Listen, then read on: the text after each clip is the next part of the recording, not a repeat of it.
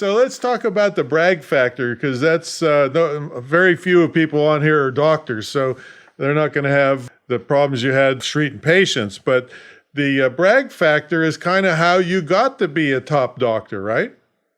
Yes. Tell The them your brag story. factor. Tell them how you came up through the ranks and being a female in a male-dominated business.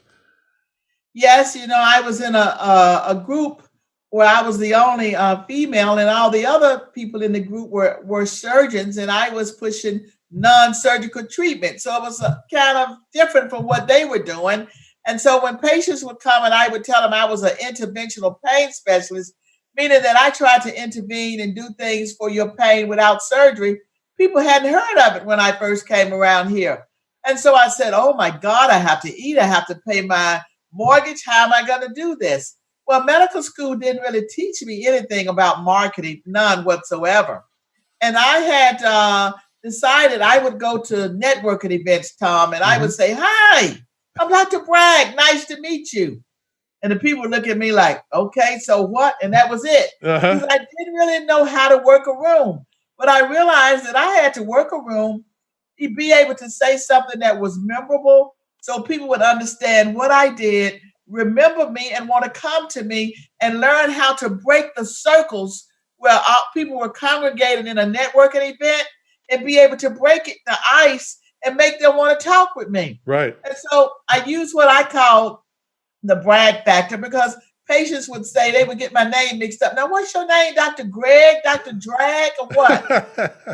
So one day, an elderly patient said to me, you mean brag like the Army base? I'm like, brag like the Army base. So I realized, hey, that's what I need to call myself, the brag factor then, because everyone here, military town, knew Bragg. And so I would say Dr. Bragg like the Army base. Well, And hopefully that so lasts for a while, because they're trying to change the name.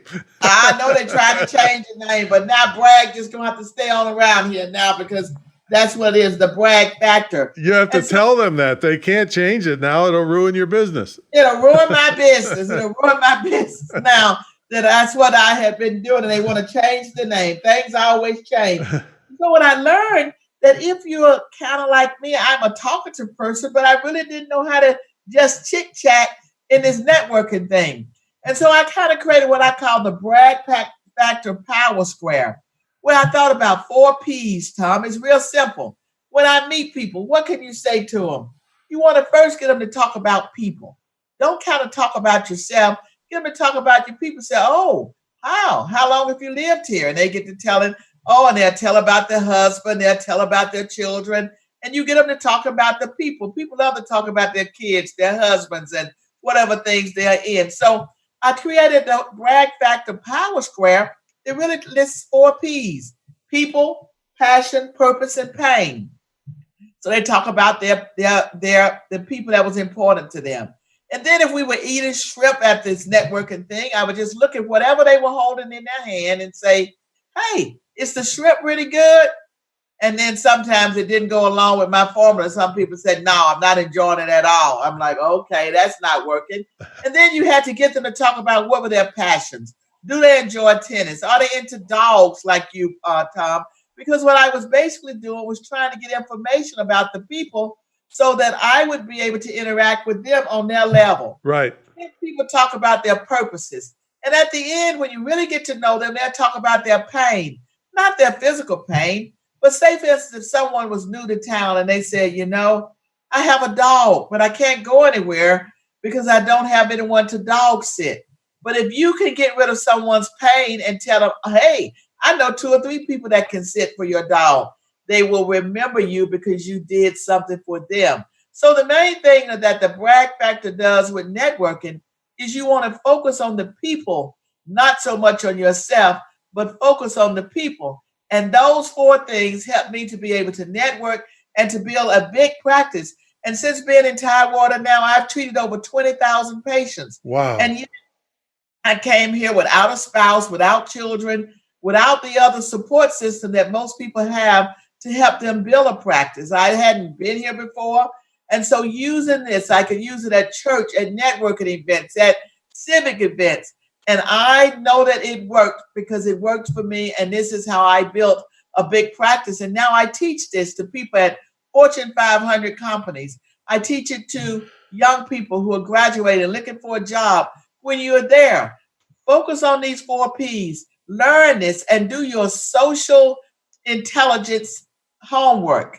Then when you see the people, you got to kind of keep this on a spreadsheet or in your phone. So the next time I see Tom, I know he's in the dogs because I know that's his passion. When I would see him the next time, I say, "Oh, Tom, how the dogs doing?"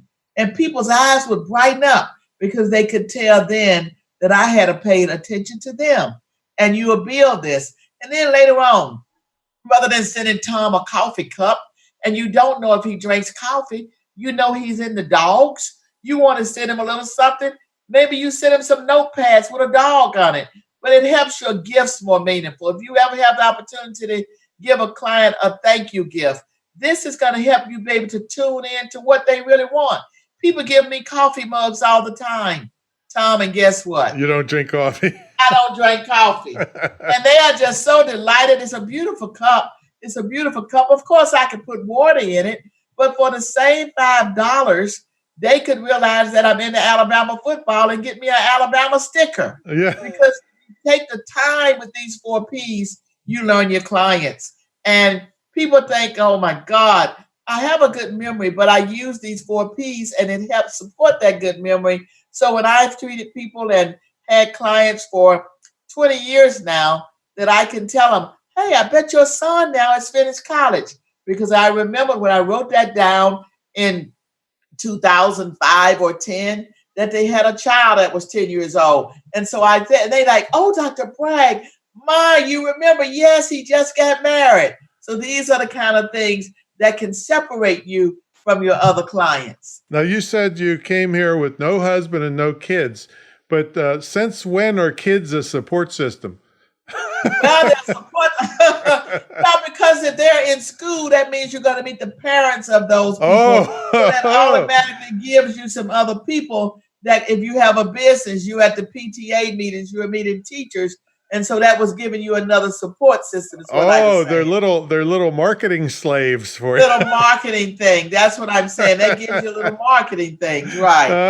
Okay. You did it without any of that. So that's really I did powerful. it without any of that. When I came here, I brought a burgundy suitcase filled with coupons from my student loans.